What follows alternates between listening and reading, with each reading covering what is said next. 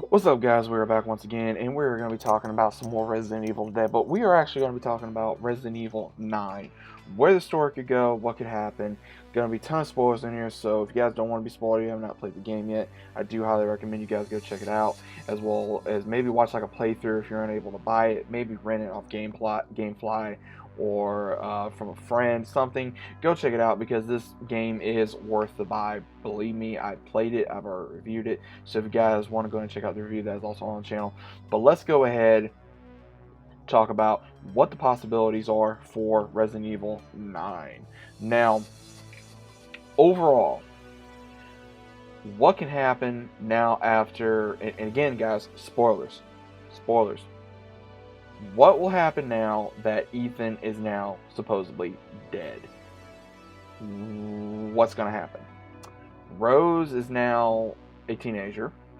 She is now working alongside Chris, whatever company that Chris is now still with, whether he be with Blue Umbrella or somehow went back to the BSAA, something that she is now working with. And obviously at the very end of the game, she explains that there's things even Chris doesn't even know she can do. So it's really interesting to see what exactly can happen with the series and where it could go from here. Because again, with us thinking that Chris was on the wrong side, and at the very end of the game, we find out that of course he was not on the right, well, not on the wrong side.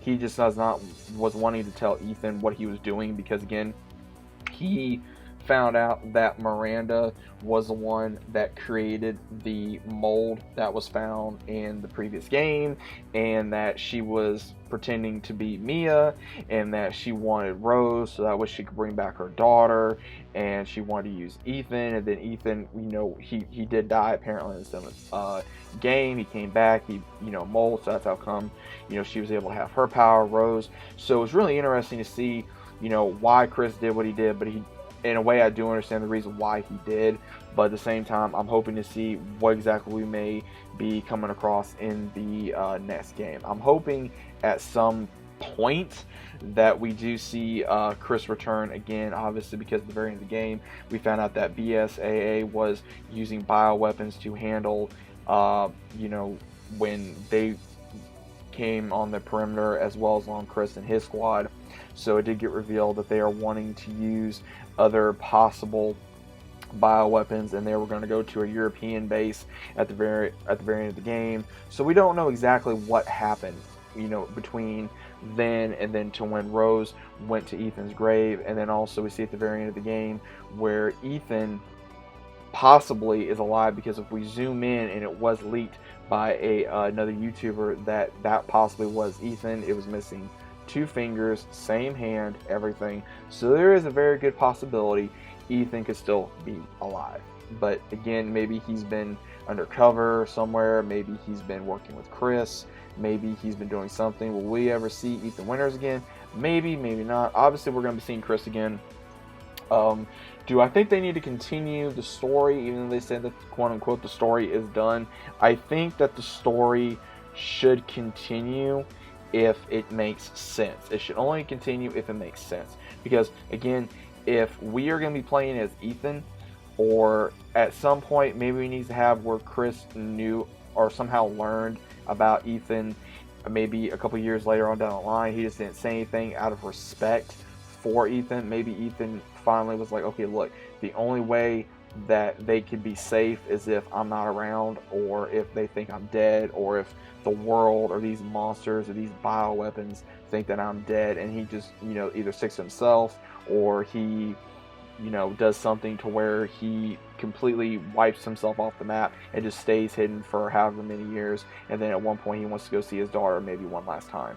Don't know. Or same thing with Chris, maybe he became the main guy at Blue Umbrella, or he decided to leave them and make his own company again, or do something to where he can continue to fight bioweapons. He can continue to fight all these different weapons for zombies, or now these moldy creatures that that have turned into, whether it be vampires or whether it be you know, these werewolf creatures, or the, you know, the fish-like creatures, or the creatures we fought in Resident Evil 7. You know, there's so much that we still don't know about the mold, as well as also what can possibly be done with the mold, as in sense as what could possibly be done with Ethan. Maybe, you know, we don't know what his powers are other than he's unable to die that we know of. Same thing with Rose. We don't know what her powers are.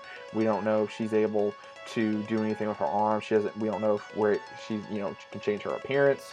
Don't know if she can, you know, do different things. You know, move different things with her mind. Whatever. We don't know. We don't know. But there's a lot that could possibly go into Resident Evil 9 and Resident Evil. I would say Resident Evil as a whole, really, this one really did make me go more into the franchise. So I'm personally just can't wait for Resident Evil 9. Resident Evil 8 really did leave you guys, well, not just me, but everyone on a cliffhanger. And I think I can speak for everybody. I would love to see a former character return. Maybe Jill return. I would love to see Jill return to help Chris during this crazy thing that's been going on. Maybe he calls her up and says, hey, you know, I need some help. I need some type of assistance with everything that's been going on. And maybe she just comes in and maybe she'll make a guest appearance or something. Because, again, I would love to see her return. I would love to see what exactly can happen with the possibility of her coming back. But, again, we don't know what's going to happen. We don't know what may or may not happen. We don't know who's going to return, who's going to stay alive. We don't know. But let me know what you guys think about this down in the comments down below. What do you guys think is going to happen in Resident Evil 9? Do you guys think it's going to happen? I keep saying 8, but 9. What do you guys think is going to happen? Do you guys think it's going to be different? Do you guys think it's going to be, you know, we're going to see more characters? What do you guys think we're going to be seeing in Resident Evil 9? I personally like to know your thoughts down in the comments down below. If you guys are new to the channel, consider subscribing. Leave a big fat like on the video if you guys enjoyed. Also, hit the subscribe button so you guys are always aware of what I'm doing. Also, click the notification bell so you guys are always notified every time I upload. Hope you guys enjoy your day, and I'll see you on the next one.